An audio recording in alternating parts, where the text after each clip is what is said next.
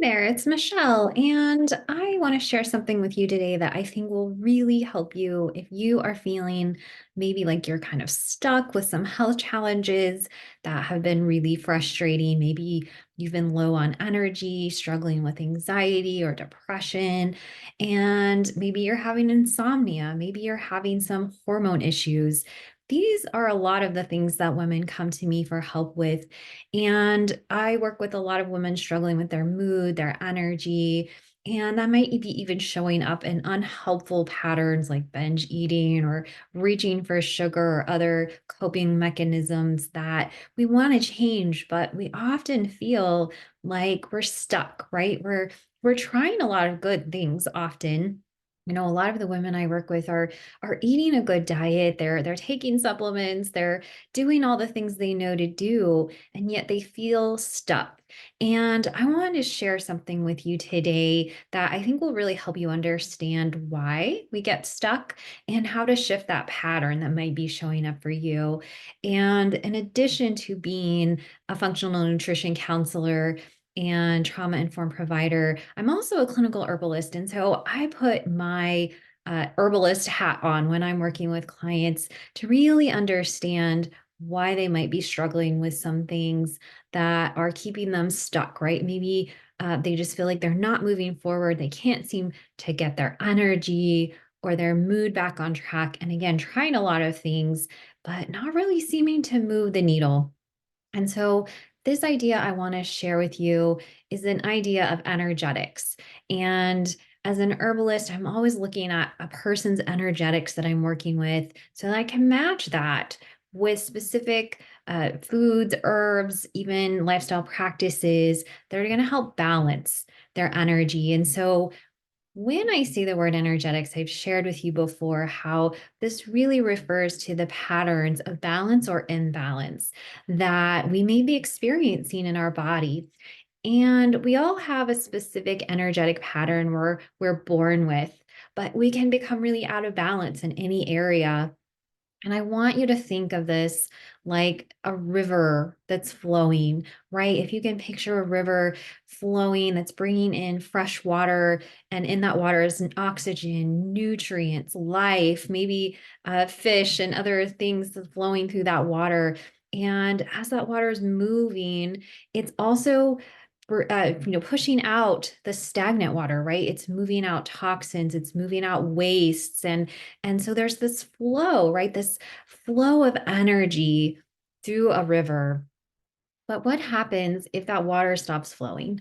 If you've ever had, maybe a small pool of water in your yard, maybe just a puddle, or you had a container that filled up with water and it's not moving, it's not flowing in or out, it's just stagnant, right? And that's what happens when water stops flowing. It starts to become stagnant, and we might see mold growing in there. We might start to see things like mosquito larvae and other yucky stuff start growing in there. That the water might start smelling bad as toxins and waste begin to build up because there's no movement in order to bring out and push out the toxins. And I want you to think of your body in this way because I think this is a great understanding of why people get stuck in their healing journey, with stagnation resulting a backup of toxins, of metabolic waste. And if we don't open up that flow and allow drainage to happen as we're bringing in fresh oxygen, lymph flow, nutrients, blood, all of the things that should be flowing should be happening, right? It gets stuck and stagnant. And when things start to build up and back up, then we get a lot of signs of imbalance. And one good example that I think many of us can relate to is if I'm just thinking of energy metabolism now. I'm just thinking of how we metabolize food that we eat. If we're eating and nutrients are coming in, energy is coming into our body in the form of food, but it doesn't have that proper outflow, whether that means we're not just moving and using the energy, right? As we maybe take a walk and do some things to use that energy, or we're not removing the waste properly, right? Maybe if we have some constipation and we're not eliminating toxins and waste properly, there is going to be a buildup, a stagnation that occurs. And that can look like, we can put on some extra weight. We can notice some lymphatic stagnation with maybe a little puffiness, water retention in the waist belly area or the face or really anywhere.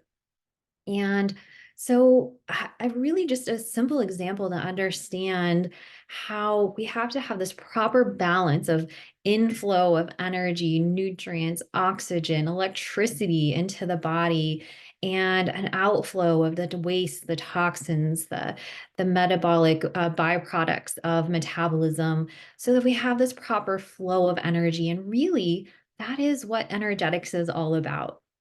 As I said, we each have our own unique energetic patterns, and we can start to recognize when there are patterns of imbalance. A common one I see might be something like blood stagnation. Again, I'm putting on my hat as an herbalist and thinking of how in traditional Chinese medicine, this idea of blood stagnation is the idea that things are just getting stuck in the pipes, if you will, right? That river isn't flowing well. We might see signs of poor circulation, like swelling, that lymphatic puffiness, the bruising. For women who are menstruating, they might notice heavy periods or dark menstrual blood or clotting. And this is the idea that, right, that chi, that flow of energy and blood through our system has become stagnant. And so we want to open up this drainage and movement, right? So that we can bring energy into the system and move out any toxins or waste products. And to do that, and as an herbalist, I might bring in some blood moving herbs, right? Things that get things moving, and maybe even some nutritive herbs. Another common pattern I see with women is what we call yin deficiency. This is really a common pattern of just deficiency where we aren't bringing in enough nutrients, energy, oxygen, flow of lymph, and even electricity in the body, and we become more weak, right? These are women who are tired all the time. They may be diagnosed with anemia. They may have trouble sleeping.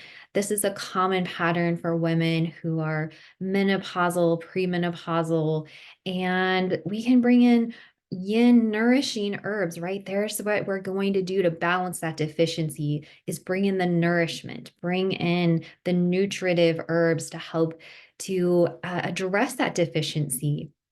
So when I'm talking about herbal energetics, that's really all we're talking about is recognizing your unique patterns of deficiency and how to balance that with the right herbs.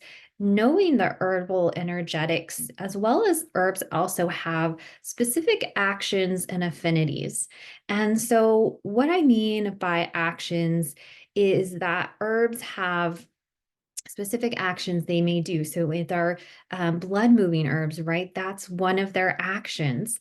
And then the affinities refers to which organs or organ systems an herb has an affinity for. So just like with our blood moving herbs, right, we know that hawthorn, for example, has an affinity for the heart. And so for anyone who's noticing that yin deficient pattern that's showing up as maybe heart palpitations, insomnia, anxiety, there is how I would match the energy of an herb like hawthorn to the pattern that I'm noticing for someone who's really struggling with those signs of yin deficiency or heart deficiency. So I want to share more with you about this idea of herbal energetics and how you can use this to create more energy in your system, bring that balance in, create that flow of energy so you're not feeling stuck. There's no stagnation that's holding you back. And, this doesn't just apply to herbs, although we're going to spend a lot of time talking about herbs in my herbal energetics class that I want to invite you to, and how you can learn some of the most amazing, easy to use herbs that I think every woman should know how to use, and how to match your unique energetic patterns to these herbs. And then we'll talk about foods, lifestyle practices, all the things we can do to balance this energy.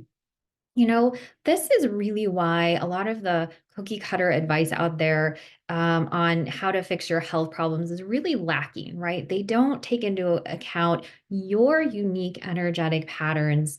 And we're all different in this aspect. And so, knowing how to recognize your patterns and then knowing what types of foods, herbs, lifestyle practices balance that pattern is something that can absolutely truly shift your health and get you out of that place of feeling stuck, drained, overwhelmed, doing a lot of good things but maybe not seeing the results that you want.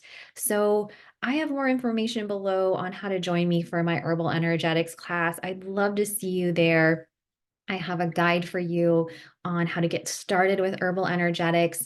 And again, I'm going to be talking about some of the top herbs that I think every woman out there should know and have in her herbal cabinet so that she can help balance her energetics and feel her best. So I will see you at the herbal energetics class really soon.